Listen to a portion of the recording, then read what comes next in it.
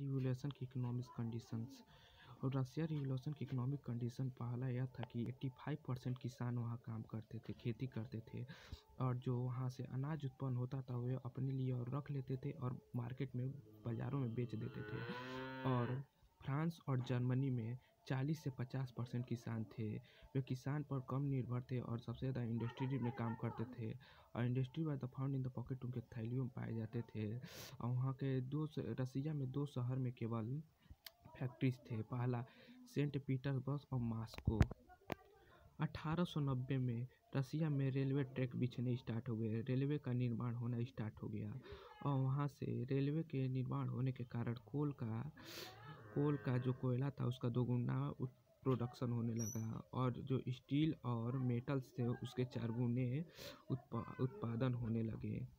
लेकिन जो इंडस्ट्री थी वो प्राइवेट प्रॉपर्टी थी।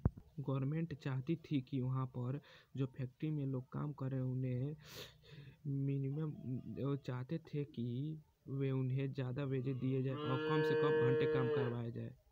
लेकिन जो फैक्ट्री के मालिक थे वे आदमी, बच्चे, औरत से 10 से 12 घंटे काम करवाते थे और उन्हें कम से कम वेजेस देते थे। वेजेस का मतलब होता है सैलरी।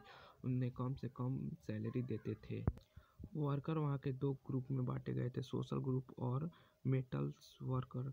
मेटल्स वर्कर अपने आप को सबसे अदर वर्कर से उच्च समझते थे, और वहाँ में 31% फैक्ट्री में 1914 में महिलाएं केवल काम करती थी, और महिलाओं को पुरुषों से कम वेतन दिए जाते थे। जो वर्कर और मेटल वर्क्स आपस में मिलकर स्ट्राइक करते थे, और इसके कुछ एग्जाम्पल हैं। टेक्सटाइल्स इंडस्ट्रीज जो 1896 से लेकर 1897 में हुआ था। मेटल इंडस्ट्रीज 1902 में हुआ था। रसिया के फार्मर नोबिलिटी और वहाँ के भूस्वामियों को ज़्यादा महत्व नहीं देते थे, और जो फ्रांस के किसान थे वे नोबल्स को ज़्यादा रिस्पेक्ट करते थे, और नेशनलिस्ट का मानना था कि यही लोग रसिया के रिवॉल्यूशन करेंगे, वहाँ के किसान।